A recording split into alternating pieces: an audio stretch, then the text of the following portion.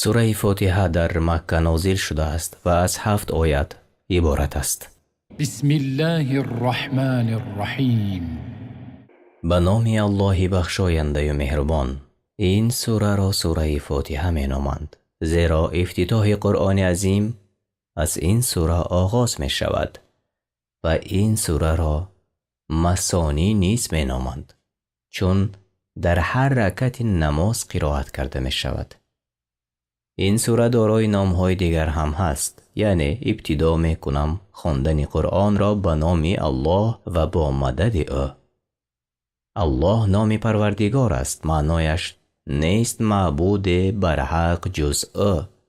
این نام از خاصترین نام‌های الله است و این نام را به غیر از او نام گذاریده نمی شود. رحمان صاحب رحمتی عام است که به آن صفت کرده شده است و رحمتش جمعی خلق را فرا گرفته است. رحیم یعنی مهربان با مؤمنان. این دو نام از نامهای الله تعالی است که اثبات کردن صفتی رحمت را در بر میگیرد. الحمد لله رب العالمین. ستایش الله را که پروردگار جهانیان است، یعنی حمد و ثنا بر الله بزرگ به صفتهای کمالش و به نعمتهای آشکار و پنهانیش، دینی و دنیویش. مضمون این آیت به امر دلالت می کند تا او را بندگانش حمد بگویند. تنها او سزاوار عبادت است، زیرا او آفریدگار خلق، قایم به امور آنها، با نعمتهایش تربیتگری جمع خلقش است و تربیتگری دوستانش است به ایمان و عمل صالح. الرحمن الرحیم. بخشنده مهربان. مالک یوم الدین. پادشاه روز جزاست. به غیر از او در روز قیامت هیچ پادشاه نیست و آن روز پاداش عمل هاست. این آیت برای نمازگزار در هر رکعت آگاه کننده است به روز قیامت و مسلمانان را به عمل صالح روانه می نماید و از عملی بد باز می دارد. ایاک نعبد و ایاک نستعین. تنها تو را می پرستیم و تنها از تو یاری می جویم، یعنی ما تنها تو را عبادت می کنیم و در جمع کارمان از تو یاری می جویم. تمام امر از آن توست، هیچ کس مقداری ذره از آن صاحب شده نمی تواند. این آیت دلیل است که بنده نمی تواند چیزی را از نوهای عبادت برای غیر الله صرف نماید، به مانند دعا، مدد جستن، ذبح و طواف.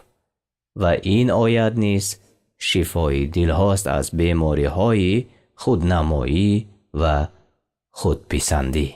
اهدنا الصراط المستقیم. ما را به راه راست هدایت کن، یعنی ما را ارشاد و دلالت نما به راه مستقیم و توفیق فرما و بر آن استوار کن تا به دیدار تو مشرف شویم. و آن راه اسلام است، راهی است که بنده را به رضایت الله و جنتش میبرد. بنده سعادتمند نمی شود تا مادامی که در این راه مستقیم نباشد. صراط الذین انعمت علیهم غیر المغضوب علیهم ولا الضالین.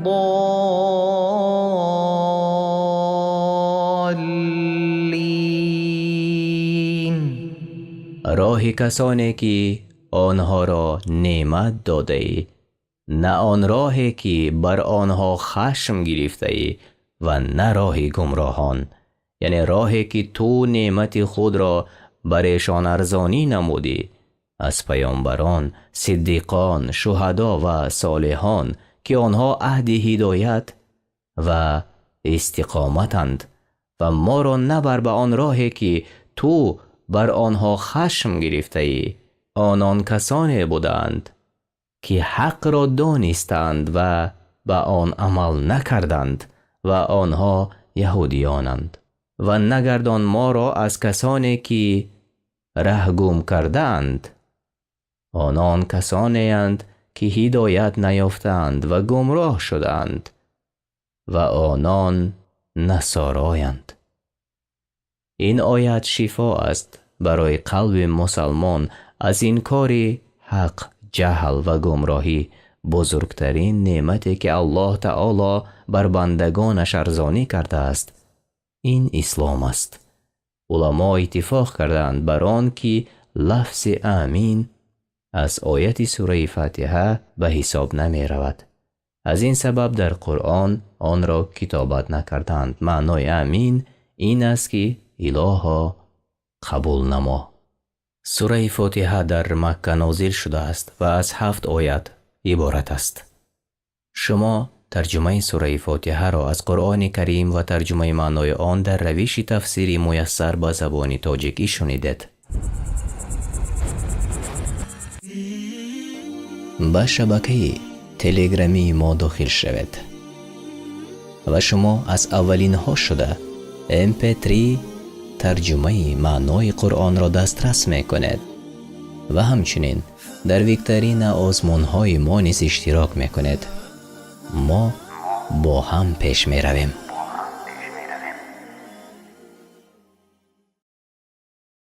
به نام الله بخشاینده و مهربان. السلام علیکم و رحمت الله و برکاته. تماشابینان عزیز، مخلصان شبکه قرآن دستورالعمل انسان، هر یکی شما را خوش آمدید میگویم به شبکه ما و آنهایی که نوکک این لحظه ها پیوست شدند. شما مستقیما برنامه ما را این لحظه ها تماشا میکنید و برنامه دانش و سنجش برای این شام آغاز می شود.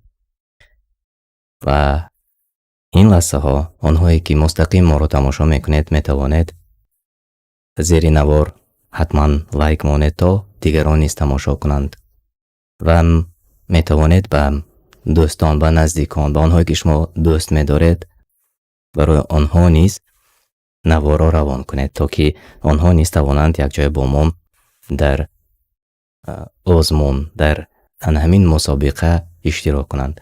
و امروز نیز انشاءالله امید داریم که آزمون ما، مسابقه ما سالم و خوب میگذرد و شوق‌آور نیز میگذرد و با یک جهان معنا انشاءالله. چون امروز ما تنها از استفاده آیات‌های قرآنی و حدیث‌های صحیح برنامه را آماده کردیم و برنامه امروزه ما مثل همیشگی آسان است و اگر مبادا بعضی سوال‌ها شاید برای بعضی نفران مشکل باشد، باکی نیست. این آزمون نیست که در آن ما برد کنیم و صاحب پول و مال و دنیایی گردیم. نه، این آزمونی است که ما و شما انشاءالله یک چیزی نوی، چیزی خوبه برای خودمون از خود میکنیم و بعد از آن انشاءالله باز بین هم دیگر پهن میکنیم و آن را در راه حق، در راه درست استفاده میکنیم انشاءالله. از این خاطر اگر شما آماده باشید ما در حال خودی حاضر قسمتی اول را آغاز میکنیم و برنامه امروزه ما از 2 قسم عبارت است. سوال ها نه اونقدر زیاد است و هر کسی که میتواند داخل به برنامه شود خیلی خوب است و آنهایی که به برنامه داخل شده نمیتوانید، زیر چت میتوانید جواب های خودتان را انشاءالله نوشته کنید. و قسمتی اول من گیم پین را این لحظه آماده میکنم و برای شما اعلان میکنم تا که هر یک از شما تواند اشتراک کند. و آماده از قسمتی اول طرز وارد شوی به برنامه در یک کانال من این لحظه هست و 904 22 65 است گیم پین برای امروز میتوانید داخل شوید. مرحمت. 904 22 65 مرحمت. شما روی اکران میبینید.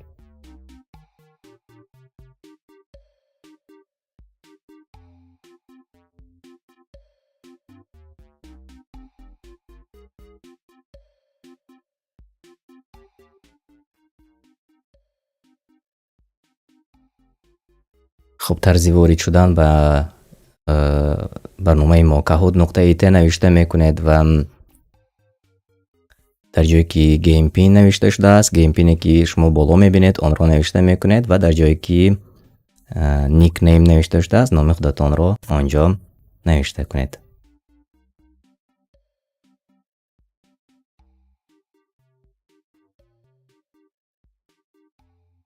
و خب خواهش میکردم تماشابینان عزیز با حرفای لاتینی نوشته کنید خوبتر تا که همه همدیگر فهمند، چون نه همه حرفای عربی خوانده میتونن، چون اودیتوری ما اکثر تاجیک زبان ها هستند و از این خاطر خواهش میکردم تماشابین ما را که تشکر. الله شما راضی باشد.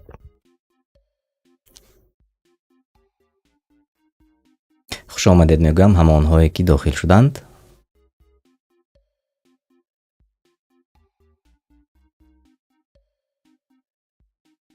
خب طرزی وارد شوی در یک کنار من شما میبینید چگونه پیوست میشوید. جایی که kahoot.it نوشته شده است شما kahoot.it نوشته میکنید و بعد از آن جایی که گیم پین نوشته شده است گیم پین رو می نویسید و در جای نیک نیم به خودتان تخلص انتخاب میکنید. اکران رو کلانتر میکنم. همه شما خوش آمدید. میبینم که 10 نفر امروز این لحظه علاقه وارد به برنامه ما شدند. خیلی خوب. خب چت رو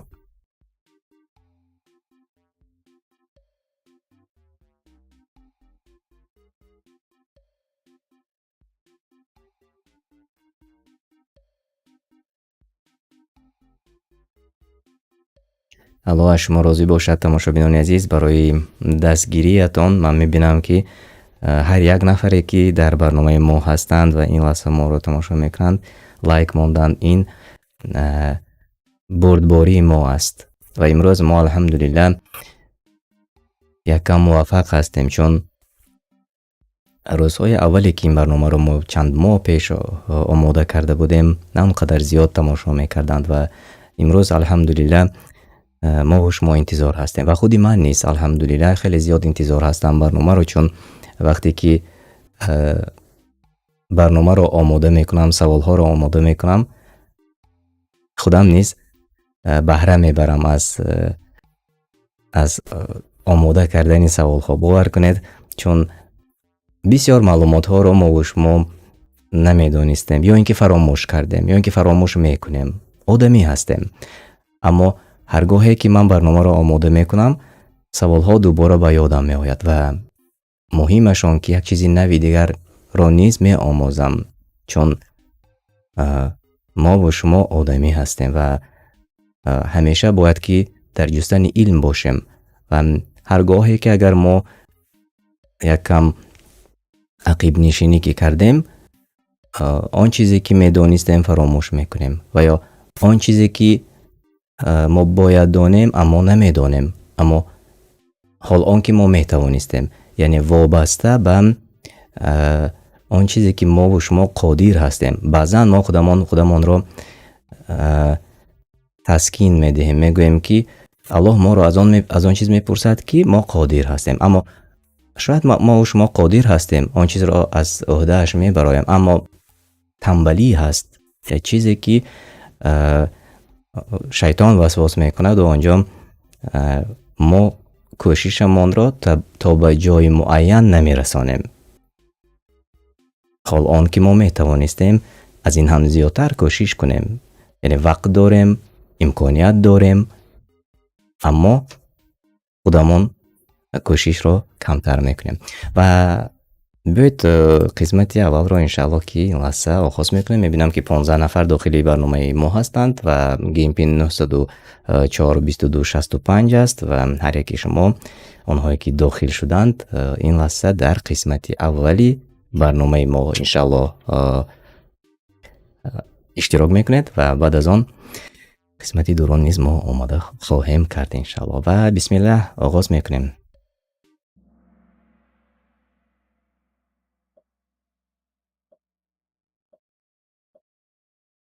اسم یک سوال اول: شیطان میتواند سیما یا شکل پیغمبر صلی الله علیه و سلم را گیرد؟ آیا شیطان میتواند سیمای پیغمبر صلی الله علیه و سلم را گیرد یا شکلش را؟ وریانت ها: میتواند، نمیتواند، بعضی وقت میشود و یا نمیدانم کدامش درست است.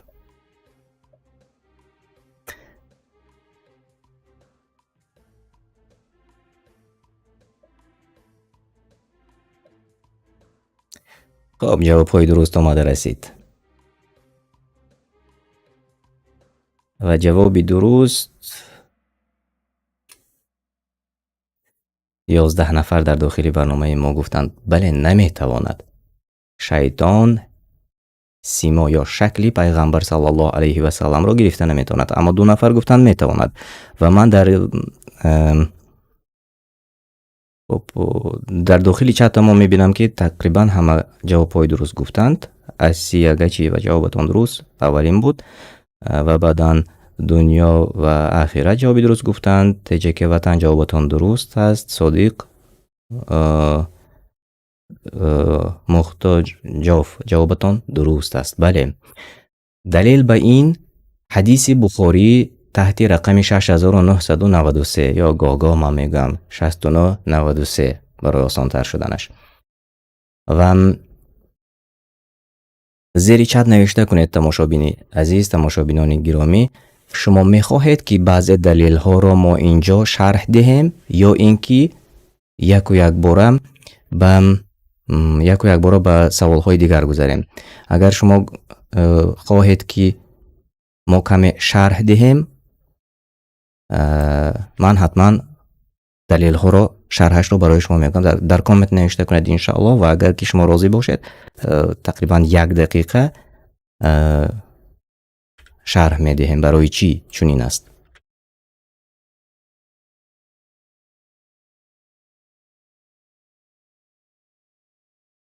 خب تجک وطن گفتند که به سوال ها گذارید، اما 4 نفر گفتند که شرح دهید. بیاید کوتاه شرح داده میگذاریم برای چی چنین است.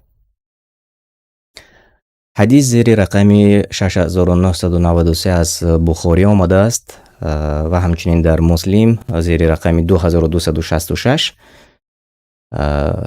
از ابو هریره الله از وی راضی باشد میگوید من از رسول الله صلی الله علیه و سلم شنیدم که گفته بود کسی که مرا در خواب بیند در واقع مرا میبیند و شیطان نمیتواند شکل مرا گیرد.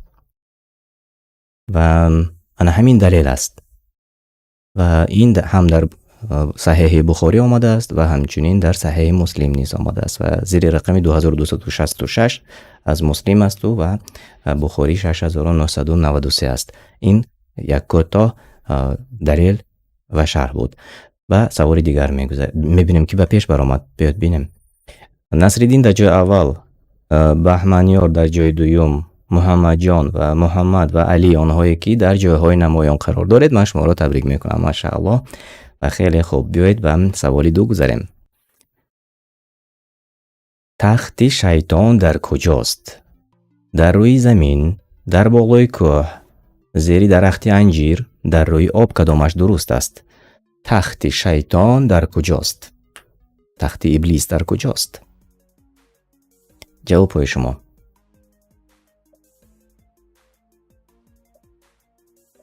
خب محیب الله خب اسیا گچی و جوابتان درست. صادق محتاج جوابتان درست. محمد جان زیداللهف جوابتان درست. بله 4 نفر جواب درست گفتند، آنهایی که در روی آب گفتند. بله جواب شما درست است، در روی آب تخت شیطان. و دلیل به این از مسلم سری رقم 2813 اکثریت ببینید که جوابهایشان خطا بود، یعنی 6 نفر زیادتر نفران جواب خطا را انتخاب کردن. از این رو بیاید کوتاه همین را نیز معنی داد کنیم. خب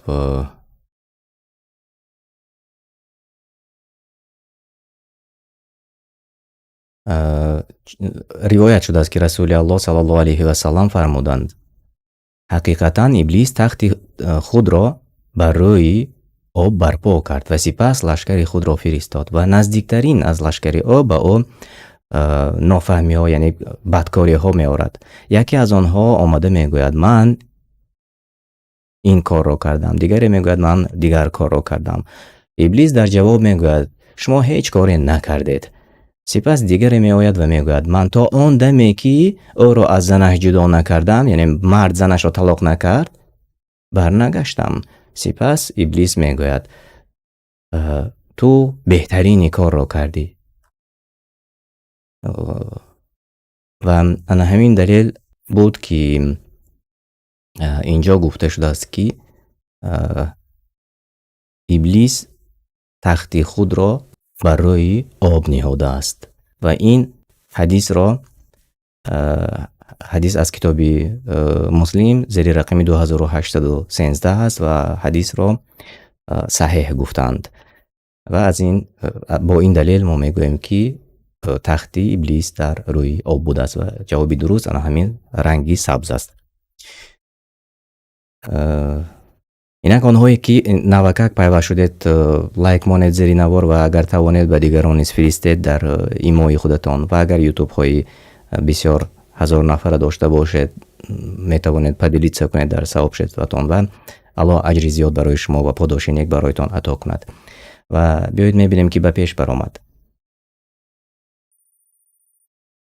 در جای اول ابو سهیله با 1648 خواب و بعدا امید، ابراهیم، نصرالدین و بهمن یار آنهایی که در جاهای اول قرار دارید من شما را تبریک میکنم و به سوال 3 میگذاریم.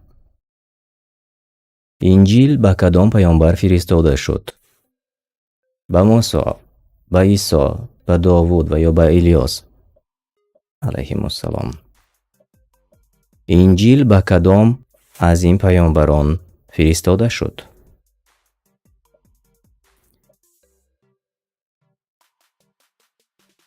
محمد جان جوابتان درست، صادق جوابتان درست، نور علی جوابتان درست، تجک وطن بله جوابتان درست و بجز یک نفر همه جوابهای درست گفتید. خیلی خوب. بله به عیسی علیه السلام انجیل فرستاده شد و بیایید یک کوتاه به شرحش نیز میگذاریم. از سوره رقم 57 الحدید آمده است و از آیتی 27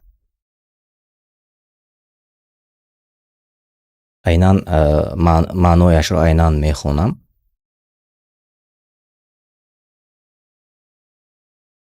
باز از پی آنها یعنی نوح و ابراهیم پیامبران خود را فرستادیم و عیسی ابن مریم را از پس آنها فرستادیم و به او انجیل را دادیم و در دل پیروانش مهربانی و بخشش قرار دادیم و رهبانیت، یعنی اینجا رهبانیت عبادت است که خود آن را به وجود آوردند و آن را بر خود واجب کردند و خود را بر آن لازم دانستند، مانندی گوشه نشینی، ترک ازدواج، ترک دنیا و غیره که خود او را پیدا کرده بودند و آن را برایش فرض نکرده بودیم، اما در آن خوشنودی الله می جستند ولی حق آن را به جا نگذاریدند. ما از میان آنها کسانی را که ایمان به الله و پیامبرانش آورده بودند موافق به ایمانشان پاداش دادیم ولی بسیاری از آنها فاسقانند. و از این برمی آید که انجیل به عیسی ابن مریم داده شد و همگی قریب جوابی درست گفتند بیایید میبینیم که به پیش بر اومد.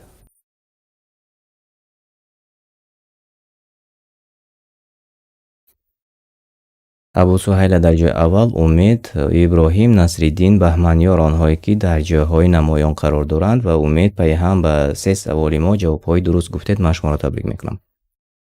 خیلی خوب. من گاگو فراموش میکنم چت را نیست نگاه کردنی چت را. خیلی خوب. خب سوال 4.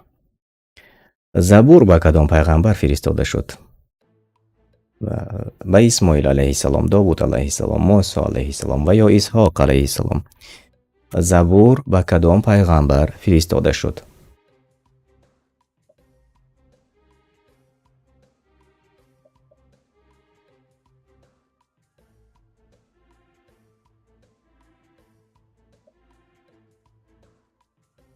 خب جوابهای درست را من میبینم. خیلی خوب.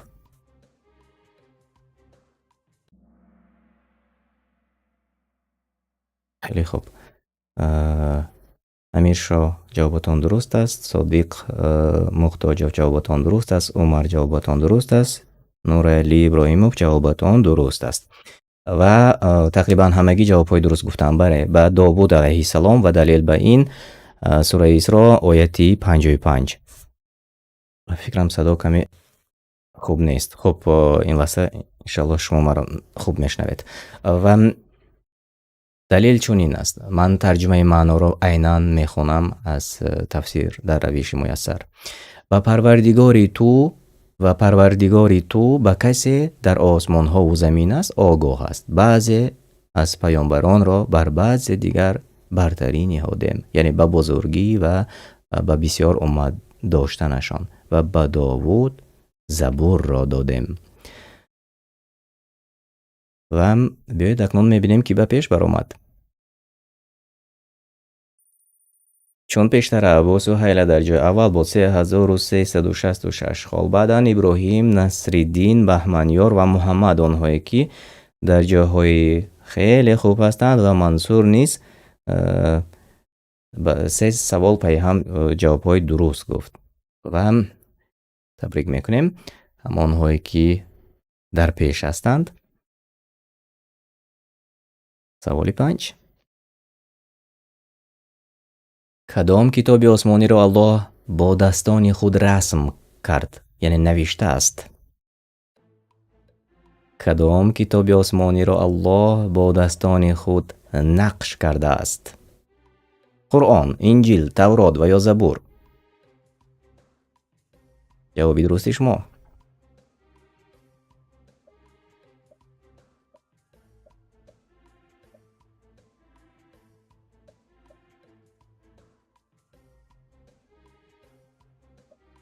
دلیل از مسلم زیر رقم 2652 است و این لحظه من میبینم که 3 نفر جوابی درست گفتند، تورات، و اکثر جوابهای خطا گفتند. من باز فراموش کردم که چت را بخونم. و خب اکثریت قرآن را انتخاب کردند و زیر چت نیز من دیدم جوابها تقریبا که همه خطا بود. بله، تورات را. دلیل به این حدیث زیر رقم 2652 و عینی حال جای عوض کنی در آزمون ما می شود، چون 2 مراتب خالی زیاد گرفتند و من معنای آن حدیث را گفته می گذارم. کوتاه کرده تماشابینان عزیز، چون عیناً نمی خونم، چون به زبان خودم به زبان روسی آن را خواندم و این لحظه معنایش را به شما میرسانم. از ابو هریره الله از وی راضی باشد میگوید که من از رسول الله صلی الله علیه و سلم شنیدم که آدم با موسی علیه السلام با موسی علیه السلام بحث میکند و آدم به آدم میگوید تو یعنی تو بودی و یا تو سبب بودی که ما از بهشت رانده شدیم. آدم باشد آدم علیه السلام در جواب به موسی علیه السلام میگوید الله که تو را انتخاب کرد و برای تو برای تو با دستان خود نقش بست، یعنی همون تورات رو نقشه بندی کرد، رسم کشید داد. و تو باشی میگوید آدم علیه السلام و موسی علیه السلام، تو باشی میگوید مرا در آن متهم میکنی که برای من 40 سال پیش از آفریده شدنی من الله قدر کرده بود که من از بهشت بیرون میشوم. یعنی به قدری الله باور نمیکنی، یعنی که به تقدیری که از الله 40 سال پیش از آفریده شدنی آدم قدر شده بود. و رسول الله صلی الله علیه و سلم میگویند که آدم موسی علیه السلام را قانع کرد و موسی علیه السلام نیز آدم علیه السلام را با این دلیل های خود قانع کرده است. و این حدیث از کتاب مسلم زیر رقم 2652 است و حدیث را صحیح گفتند. و از این برمی آید که الله تعالی برای موسی کتاب تورات را نقش بندی کرده است، یعنی نوشته است، چون به طرزی خوب و روشن در این حدیث گفته شده است. و بیایید اکنون میبینیم که به پیش برآمد و جای عوض کنی رو نیست میبینیم انشاءالله، چون 3 نفر همه جوابی درست گفتند و خلاص. عبدالله به جای اول برآمدند و امید، ابو سهیله، ابراهیم و بهادر آنهایی که در جاهای نمایان قرار دارد. و به سوال دیگر میگذاریم انشاءالله.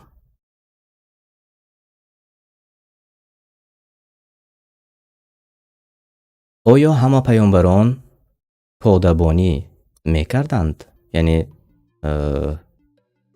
پادبان بودند، یعنی پادبانی میکردند در سرش؟ بله چنین بود. نه همشان. یک قسم پادبانی میکردند و یک قسم نه، و یا نمیدونم کدامش درست است. آیا همه پیغمبران چاروادار بودند، یعنی پادبانی میکردند؟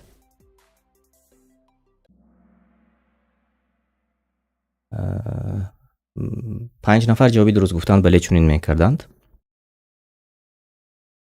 خب جوابهای درست از عمر اومده رسید تجه که وطن جوابتان درست است. بله. و یوانته و جواب شما نیست درست است. و دلیل به این گفته های ما حدیث بخاری زیر رقم 2262 است.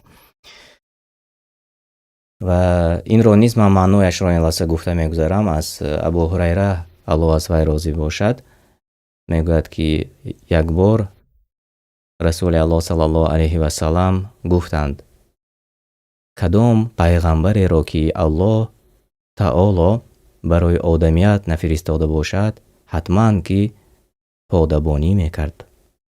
و صحابگان از او پرسیدند خودی تو چی از رسول الله صلی الله علیه و سلم؟ رسول الله صلی الله علیه و سلم نیز گفتند بله من نیز پادبانی میکردم برای آنهایی که در مکه زندگی میکردند برای یافتن چند کرت گفتند. و این دلیل است که رسول الله صلی الله علیه و سلم گفتند که کدام پیغمبری که الله تعالی به سوی آدمیت نفرستاده باشد حتما که آنها با چارواداری مشغول بودند. و 5 نفر جوابی درست گفتند. اکثریت جوابهای درست گفتند. بیایید ببینیم کی به پیش برآمد. عبدالله، ابو سهیله، نصرالدین، بهادر و منصور آنهایی که در جاهای نمایان هستند. و عبدالله پیهم به 4 سوال ما جوابی درست گفتند. و فرقیت نیست، اینقدر زیاد نیست بین عبدالله و ابو سهیله، خیلی فرقیت کم است. انشاءالله که اگر باز کوشش کنیم به پیش میبرایم. خب تشکر زیاد برای دعاهای نیکتان، تشکر زیاد برای سخنهای نیکتان که در چت نوشته میکنید. الله پاداش نیک برای هر یک شما نصیب گرداند. خب اینجا خواهش کردند که اعلان کنیم که کی برنامه میشد، یعنی پیشکی. من دیروز شام اعلان کرده بودم و در ثواب شست و نوشته بودم که برنامه امروز ساعتی 20 با وقتی مسکو آغاز می شود، یعنی پیشکی ما اعلان کردیم و در تلگرام حتما ما اعلان میکنیم و شبکه تلگرامی ما پیوست شوید. سیلکا رو این لحظه مدیراتوران در پایان نوشته میکنند انشاءالله. اینک به سوالی آخران در قسمت اول.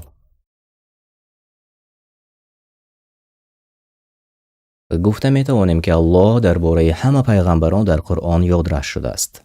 آیا ما گفته می توانیم که الله تعالی درباره همه پیغمبران در قرآن یادداشت شده است؟ بله، نمیدونم، نه، به ما معلوم نیست. کدامش جوابی درست است؟ امیر شاه جوابتان درست است. نورعلی جوابتان درست است. دنیا و آخرت جوابتان درست است. محمد جان جوابتان درست است. صدیق جوابتان درست است. بله، 8 نفر جوابی درست گفتند نه. ما گفته نمیتوانیم که الله سبحانه و تعالی درباره همه پیغمبران در قرآن یادداشت شده است و دلیل به این سوره غافیر آیه 78.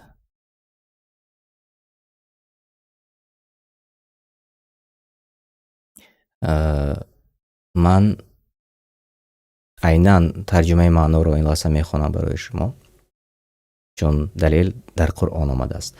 پیش از تو ای رسول بسیار پیامبرانی به سوی قومشان فرستاده ایم تا آنها را دعوت نمایند و بر آزار آنها صبر و طاقت کنند. از آنها داستانی بعضی را برایتان گفتیم و داستانی بعضی را نگفته ایم.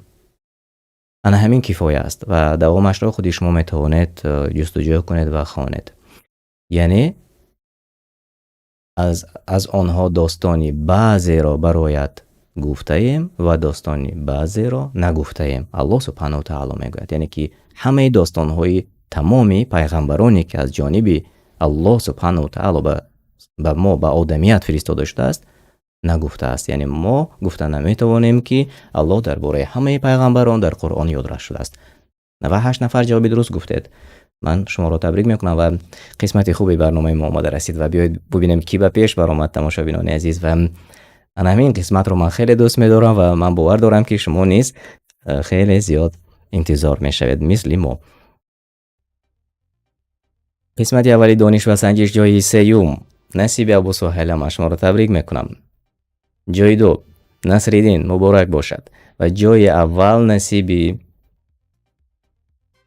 عبدالله گردید. من شما را نیز صمیمانه تبریک میکنم. بهادر و منصور نیز در جاهای نمایان قرار داشتید. شما را نیز تبریک میکنم. و یک چیز را من یادداشت میکنم تماشابینان عزیز، آنهایی که در همین 5 جای اول قرار داشتید شاید همه شما جوابهایتان درست بود و فکر نکنید که 1 2 3 این مقام های و کسی که در جا 2 یا 3 و یا 4 و یا 5 را اشغال کرده است با سوال ها خطا جواب گفتند. نه، چون این نیست. بعضی سبب های تکنیکی است و هر کسی که اینترنتش خوبتر است و پیشتر جوابی درست را پخش کرد وی به جای اول می براید. از این خاطر شاید چند نفری که در جای نمایان هستند، چون تقریبا اگر 15 نفر اشتراک کرده باشند و 5 نفر در جای های اول باشند، شاید الله اعلم 5 نفر همشان به اکثر سوال ها به قسمت زیادی سوال ها جواب های درست گفتند. از این خاطر من هر یکی شما را تبریک میکنم و بار دیگر میبینیم جای ها را. جای 3 ابو سهیل تبریک میکنم و جای 2 نصیبی نصرالدین، جای اول نصیبی عبدالله و همچنین بهادر و منصور نیز در جاهای نمایان بودند. شما را من تبریک میکنم. خیلی خوب و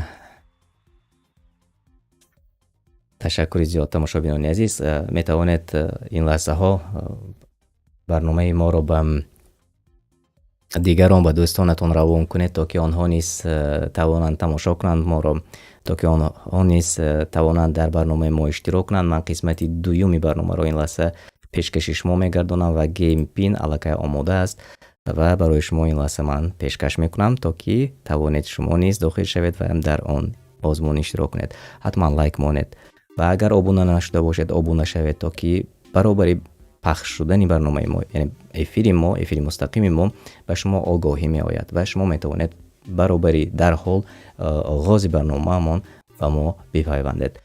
610 82 68 این از گیم پین برای بازی نوبتی. مرحمت داخل شوید.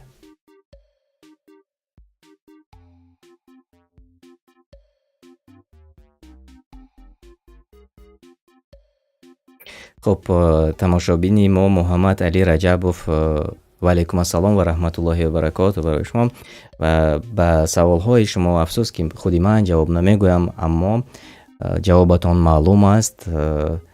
شما میتوانید برنامه های گذشته ما رو تماشا کنید. آنجا اهل علم به این سوالی شما چندین مراتبه در چندین برنامه ما جواب ها گفتند و من باشم از جواب دادن به سوال های شرعی خودداری میکنم، چون این وظیفه من نیست. بارها من در برنامه های قبلی نیز گفته گذاشتم، از این خاطر عذر مرا قبول داشته باشید و انشالله برنامه های گذشته ما رو شما تماشا کنید. آنجا جواب ها هست به سوال های شما. خوش آمدید. امید نصرالدین، تجکه، بهمن یار، عمر، مستقیم، ابراهیم، بهادر، قدرت، خوش آمدید هر یک شما. کمی انتظار شویم تا که همه داخل شوند به برنامه و بعد از آن قسمتی دیگر را آغاز کنیم. و یک بار دیگر من تکرار میکنم برنامه ما امروز همگی از 2 قسمت عبارت است، چون اینقدر توانستیم که آماده کنیم سوال ها را، چون برای آماده کردن هر یک سوال تماشابینان عزیز خیلی زیاد می سنجیم تا که مبادا به خطا راه ندهیم، تا که مبادا سوال های نباشد که صحیحیت یا ناسنجیده باشد. از این خاطر اینقدر توانستیم. به هر حال سوال های خوب، سوال های شوق آور و قسمت دیگری برنامه ما تنها از آیات های قرآنی گرفته شده است. از این خاطر کوشش کنید خودتان را سنجید.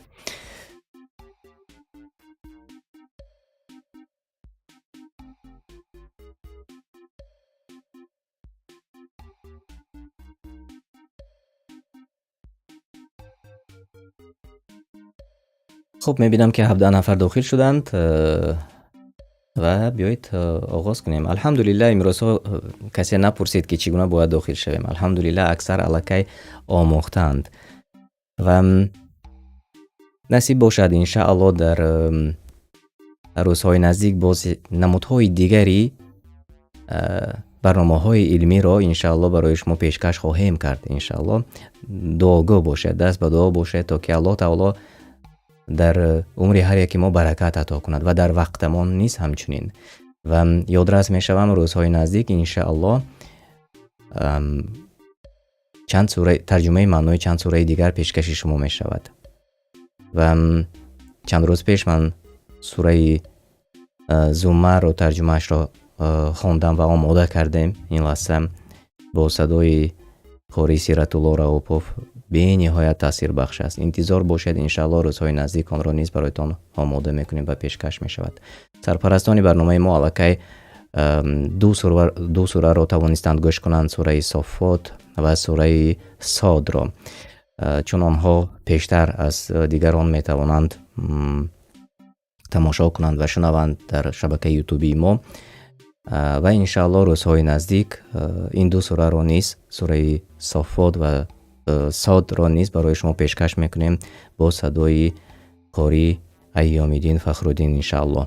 انتظار باشید، روزهای نزدیک آن را برای همه شما پیشکش میکنیم انشاءالله. هر یکی شما میتوانید بهره برید. در واقع یک جهان معنی است شنیدن و تماشا کردن سخنهای الله سبحانه و تعالی.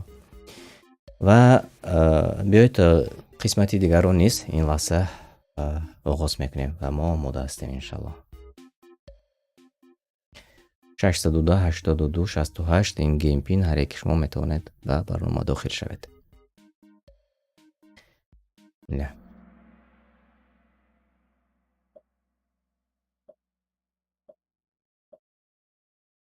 سوال اول، نوح علیه السلام چند سال بین قومش بود؟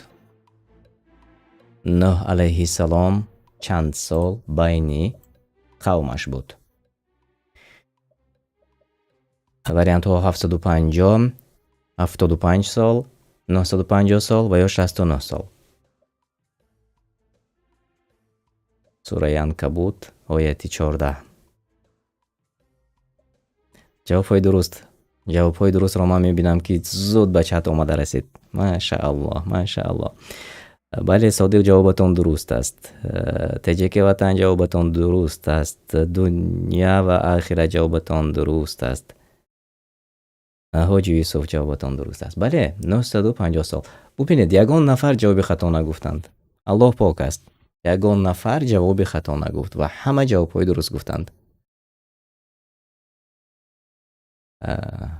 بله من فکر میکنم که حجت و حتی شرح دادن نبوده است. همه میدونند که 950 سال، چون دلیل از قرآن است و در قرآن آمده است در سوره عنکبوت و اگر شما ترجمه معنا رو در شبکه ما شنیده باشید خیلی خوب است و اگر نه من کوتاه خوانده میگذارم ترجمه معنا رو. و ما نوح را به سوی قومش به پیامبری فرستادیم و 950 سال در میان آنها بزیست و آنها را به توحید یعنی به پرستش الله یکتا دعوت میکرد و از شرک منع میکرد. پس او را اجابت نکردند زیرا مردم ستم پیشه بودند. پس طوفان آنها را فرو گرفت. دلیل آن همین بود و همه جوابی درست گفتند. ماشاءالله بهترین این رقابت است که به پیش برآمد. محمد جان، عمر، فاطمه، امیر شاه میرزایف و بهمنیار آنهایی که در جایهای نمایان هستید. تبریک میکنم شما را. خیلی خوب. دنیا و آخرت نوشتند که بله من گوش کردم. ماشاءالله. و من فکر میکنم که البته شنیدنی ترجمه معنا و بعضی هم کار میکنند و آسان است طرز گوش کردن. این برای ما و شما خیلی آسان است. در تلگرام نیست ما شبکه تنها ترجمه معنای قرآن رو داریم و هم وقتی بیکاری و یا هم در وقتی کار کردن هر کسی که نوشنیک دارد میتواند به گوشش ماند شنود از بسیار معنی با خبر می شود. و زبان خودمان نیست تماشابینان عزیز، زبان ادبی تاجیکی ما نیست برای نسل آینده من باقی میماند. اگر ما هرگاه هر لحظه با زبان کوچگی حرف زنیم مبادا و یا بعضی شبکه ها با زبان با لهجه ها مثلا صحبت میکنند، شما فکر آینده نسل های آینده را کنید تماشابینان عزیز. آنها چی میشوند؟ هر کس اگر زبان ادبی زبان مادری خودش را داند و با اون حرف زند با آن صحبت کند باقی میماند برای نسل های آینده ما. اگر ما امروز با لهجه در خانه گپ میزنیم خواه ناخواه چنین است، در کوچه چنین گپ زنیم خواه ناخواه هست این گونه، در مثلا جای کار با دوستان فرزندان ما چی میشوند؟ نسل های فرزندان ما چی میشود؟ و از این خاطر اگر ما همین ترجمه معنا همه با زبان ادبی تاجیکی است و خیلی عادی و آسان فهم هم هست، چون از تفسیر گرفته شده است و بعضی جاها را عیناً ترجمه نیو بلکه از تفسیرهای قبول شده علما گرفته شده است، از ابن کثیر، از بغوی، از طبری، یعنی در بعضی جاها علاوه شده است از تفسیر معنی داد شده است، یعنی آیات های قرآن. از این خاطر خیلی برای ما عادی و آسان فهم است. کوشش کنید آن را به دیگران فرستید، گوش کنید، بی پول است. ترجمه قرآنی ما بی پول است. ان شاء الله ما حتی مانیتیزاسیون را در یوتیوب قطع کردیم، یعنی که تا که آمیزش نشود فحش با سخنهای الله. از این خاطر این کار کسی برای ما پول نمیدهد، هیچ کسی نیست که سرپرستی اکمال منصورов باشد. نیست. سرپرستی ما الله سبحانه و تعالی است و ترجمه های معنای سوره های قرآن این برای شما است، این برای ما است، این برای فرزندان ما و شماست، برای نسل های آینده ما و شماست. چون در زبان تاجیکی تا امروز و زبان ادبی تاجیکی عامه فهم و با معنی روشن نبود. الحمدلله امروز ها ما کم کم کوشش میکنیم، وقت های خالگی خودمون رو استفاده میبریم و این را برای شما آماده میکنیم. اما اگر این بین ما و شما پهن نشود، برای کسی، یعنی که شما که گوش نکنید، شما که تماشا نکنید، برای کی لازم میشد؟ یعنی که باید ما و شما استفاده بریم از آن، عمل کنیم با آن. از این خاطر تماشابینان عزیز، ما با شما هیچیم. تقسیم کنید، برای دیگران فرستید. به شبکه تلگرامی پیوست شوید. حتما در آن شبکه غیر از سخنهای الله سبحانه و تعالی و سنت رسول الله صلی الله علیه و سلم چیزی دیگری نیست و چیزی را ما از خودمون نمیگوییم. هر چیزی که هست از کتاب میخوانیم و با چون که گفتم با شیوه تاجیکی. مرحمت پهن کنید و خودتان نیز استفاده برید. اینک بیایید میگذاریم به قسمت دیگری سوال. عزر نامی کدامی از پیغمبران بود؟ عزر نامی پدری کدامی از پیغمبران بود؟ ابراهیم، یونس، یعقوب و یا نوح؟ اینجا خطا شده است. عزر نامی پدری کدامی از پیغمبران بود؟ پدری کدامی از پیغمبران؟ وریانت ها ابراهیم، یونس، یعقوب، نوح علیهم السلام. اینک جواب های شما.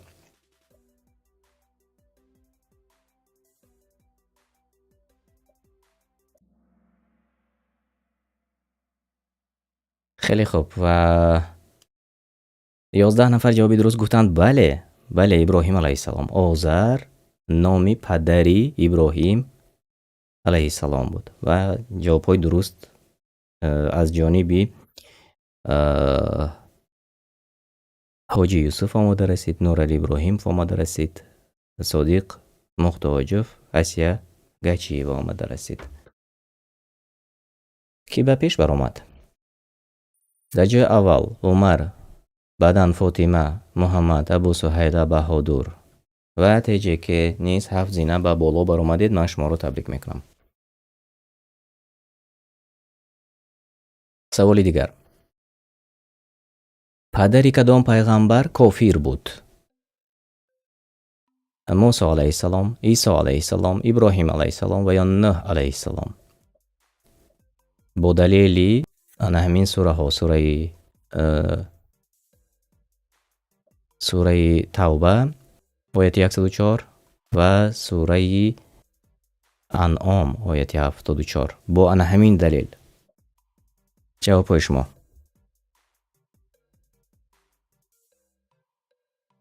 خیلی خوب. هر کسی که ابراهیم را انتخاب کردن بله درست گفتید. من نامهایتان را نمیخوانم چون آمیزی شد سوالی اول با سوال اول. از این خاطر هر کسی که ابراهیم نوشتند بله جوابتان درست است. پدر ابراهیم علیه السلام کافر بود و دلیل به این سوره توبه آیت 114 و بعدن سوره انعام آیت 74. 17 نفر جوابی درست گفتند و اگر لازم دانید شرحش را کمی میخوانیم و اگر لازم نیست به سوال دیگر گذاریم چون میبینم که وقت نیست، خیلی تیز گذشته ایستاده است.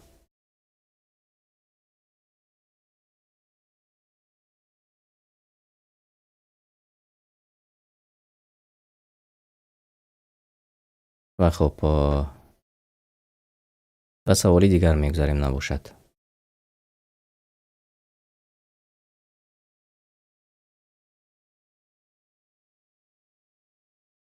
خیلی خوب. بیایید یکیش رو گفته گذاریم نباشد. از در سوره توبه آمده است آیت 114. معنایش چنین است: بخشایش خواستن ابراهیم برای پدرش نبود مگر از روی وعده هایی که به او داده بود. و چون برای او آشکار شد که پدرش دشمنی الله است، از او بیزاری جست و برایش ترکی آمرزش گناه کرد. یعنی ترکی بخشش برای پدرش کرد، یعنی گناه های پدرش. زیرا ابراهیم بسیار خدا ترس و بردبار بود. این یکی از دلیل هایش. و دلیل دیگر در گفتیم سوره انعام آیه 74 است و شما میتونید خودتان جستجو کنید و انشالله که خوانید و اکثر جواب های درست گفتید. بیاید میبینیم که به پیش برآمد. فاطمه، عمر، محمد، عبدالله و علی آنهایی که در جاهای نمایان هستند و هم 5 زینه به بالا منو نیز برآمد. تبریک میکنیم شما را. و سوال 4 میگذاریم. پسری کدام پیغمبر در کفر میمیرد؟ یوسف علیه السلام، نوح علیه السلام، ابراهیم علیه السلام، اسماعیل علیه السلام. پسری کدام از آنها در کفر میمیرد؟ دلیل از سوره هود. بله، جواب های درست را من میبینم. خیلی خوب و زود آمده رسید. نور علی ابراهیموف، جوابتان درست است. صادق، جوابتان درست است. دنیا و آخرت، جوابتان درست است. امریدین کدایف، جوابتان درست است. اسیا گچی و جوابتان درست است. هر کسی که نه نویسته جوابتان درست است. علی کمالوف درست گفتید. 17 نفر جواب های درست گفتند. بله چنین است. پسری پیغمبر نوح علیه السلام در کفر میمیرد،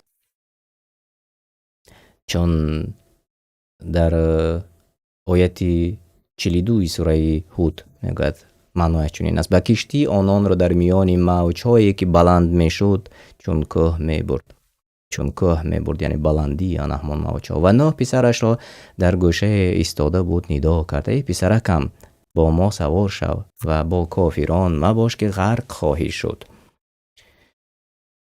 اما پسری نوح میگوید: من به کوه پناه خواهم برد که مرا از آب نگاه دارد. نوح علیه السلام گفت: امروز هیچ نگهدارنده از عذاب الله نیست مگر کسی را که الله بر او رحم آورد. ناگهان موج بلند میان آن دو را فرا گرفت و او از غرق شدگان گردید.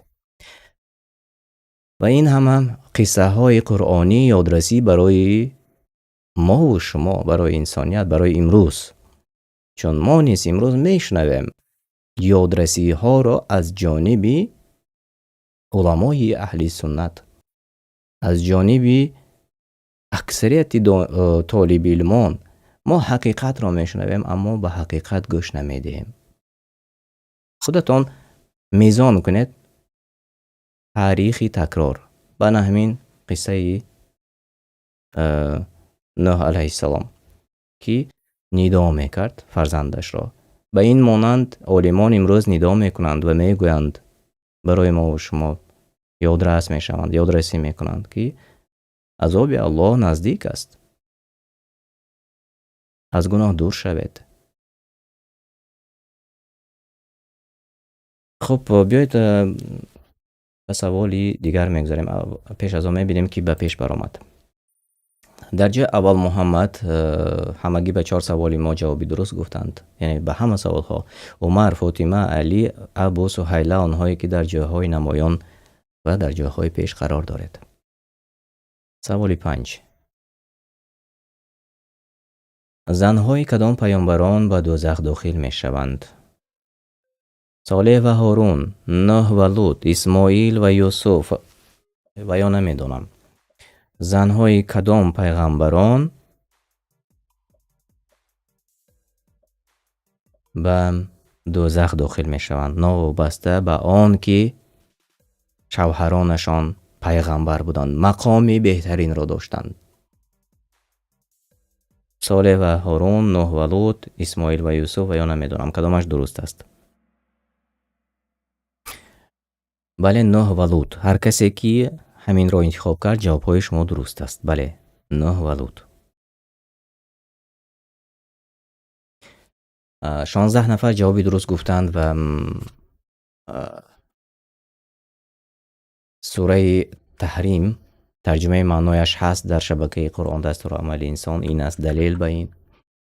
چنانه که نوکک ما گفته گذاشتیم آنجا چنین آمده است، معنایش چنین است: الله برای کافران در آمیزش و معاشرات آنها با مسلمانان هیچ فایده ندارد.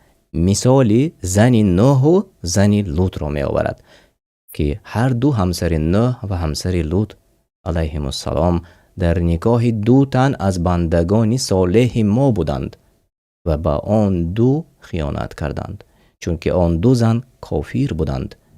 پس آن دو پیامبر نتوانستند از زنان خود دفاع عذاب کنند و برای آن دو زن گفته شد با همراه دیگران با آتش درآیید.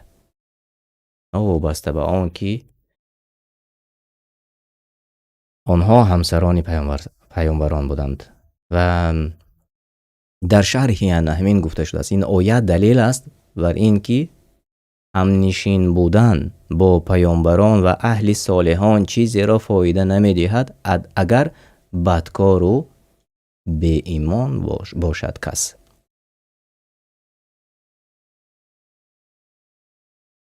و خب بیایید به سوال 6 میگذاریم و پیش از آن میبینیم که به پیش برآمد. محمد چون پیشتر در جای اول عمر، فاطمه، علی و عبدالله آنهایی که در جاهای بالاترین قرار دارید من شما رو تبریک میکنم. و سوال 6 کی را پدری پیامبران میگویند؟ موافقی دلیل سوره عنکبوت آیه 27 نوح علیه السلام، محمد صلی الله علیه و سلم، ابراهیم علیه السلام و یا یوسف علیه السلام کدامش را پدری پیامبران میگویند؟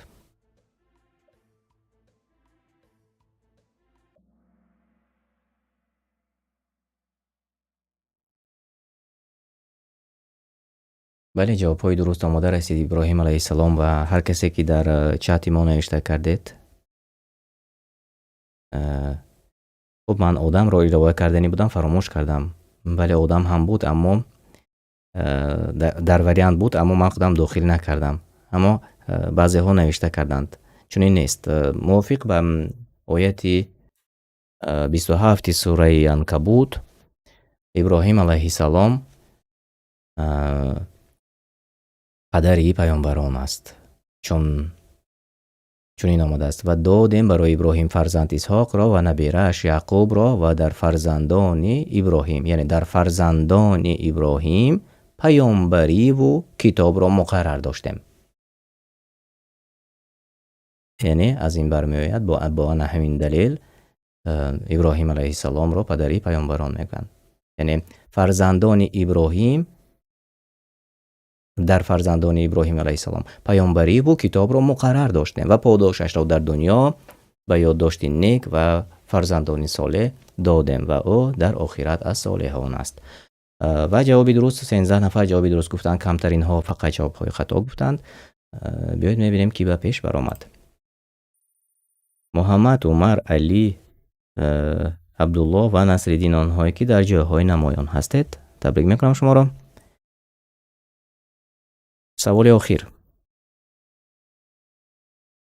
کدام فرزند ابراهیم علیه السلام را الله امر به قربانی کرد؟ اسحاق علیه السلام، اسماعیل علیه السلام، یعقوب نبیرش و یا نمیدانم کدامش درست است. البته سوال آسان است. البته در نهایت سوال آسان رو برای شما انتخاب کردیم و 17 نفر جوابی درست گفتند.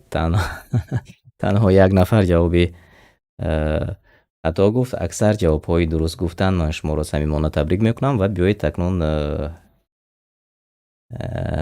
دلیلش را میبینیم. دلیل از سوره الصفات است، آیه 102.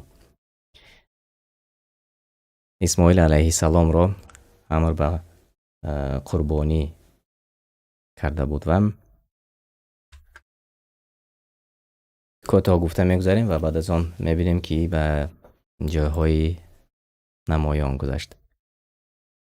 پس چون فرزندش اسماعیل به سن رسید که با پدر خود کار و کوشش تواند کرد، گفت، یعنی پدر به پسرش: ای پسرکم، هر آینه در خواب دیدم که تو را بی شبهه ذبح میکنم. بینگر که چی می اندیشی؟ گفت اسماعیل علیه السلام ای پدر به هر چی فرمان شده ای در مورد ذبح من عمل کن که اگر الله بخواهد مرا از صابران خواهی یافت. و 17 نفر تقریبا که همگی جوابهای درست گفتند و اکنون بیایید به قسمت خوبی برنامه گذاریم و ببینیم کی به پیش برآمد. من چت را نگاه نکردم چون با من بعضی تلفن هم می شود وقتی افیر ما مستقیم است. هر کسی که اسماعیل علیه السلام رو انتخاب کرده در چت ما شما جوابهای درست گفتید ماشاءالله. و بیایید میبینیم کی به پیش برآمد. دانش و سنجش قسم 2 جای سیوم. علی شما را تبریک میکنم. جای 2 عمر مبارک باشد. و جای اول محمد من شما را تبریک میکنم. و عبدالله و نصرالدین نیز در جاهای نمایان قرار داشتید. شما را نیز من صمیمانه تبریک میکنم. مبارک باشد. یک بار دیگر تشکر زیاد میگویم به همه آنهایی که این لحظه ها وقت جدا کردید و توانستید در برنامه ما اشتراک کنید.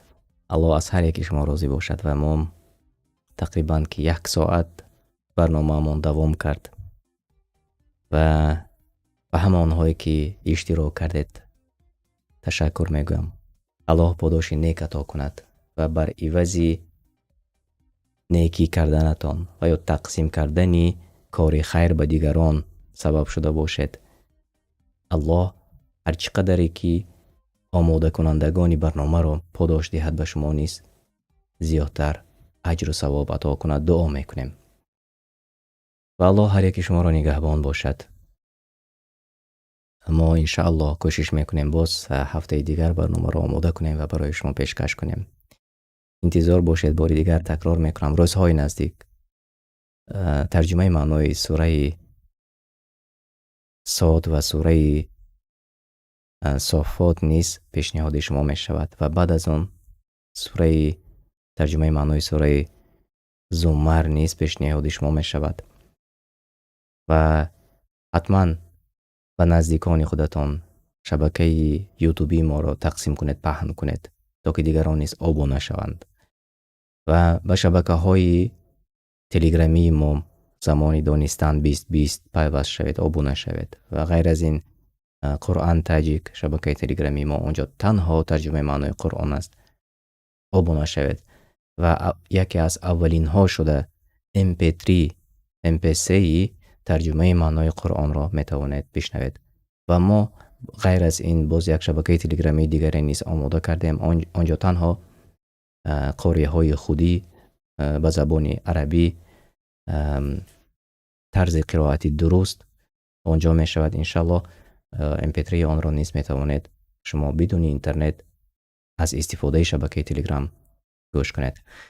من با شما خیر و خوش میکنم. الله نگهبانتان باشد و شما را و اهلی نزدیکان پیوندان شما را حفظ نماید. تشکر زیاد. تا با خوری های دیگر. السلام علیکم و رحمت الله و برکاته. با شبکه تلگرامی ما داخل شوید و شما از اولین ها شده MP3 ترجمه معنای قرآن را دسترس میکنید و همچنین در ویکتورین آزمون های ما نیز اشتراک میکنید. ما با هم پیش می رویم.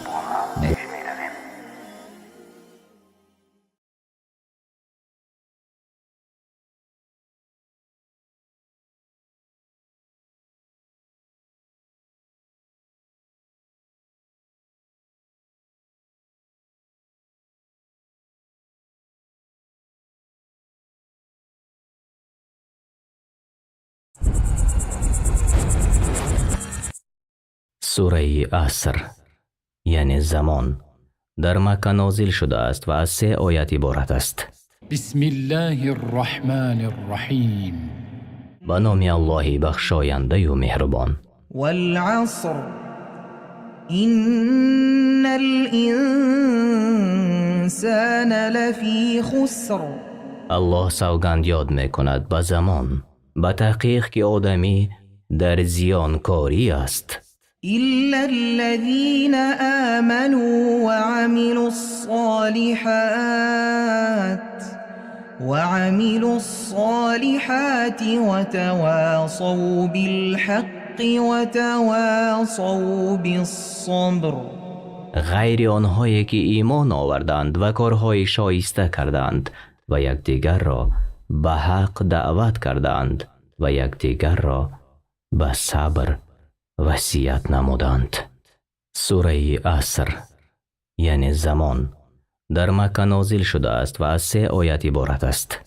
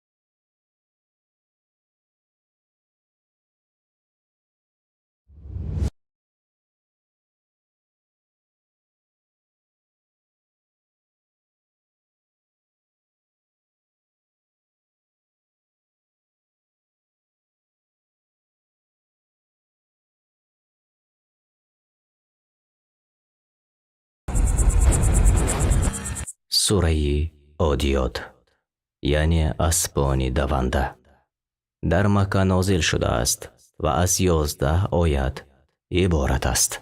بسم الله الرحمن الرحیم. به نام الله بخشاینده مهربان. والعادیات ضبحا فالموریات قدحا.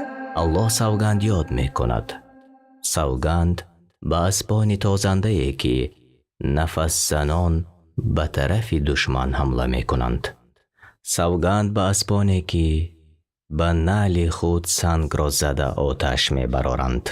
فالمغیرات صبحا فأثرن به نقعا.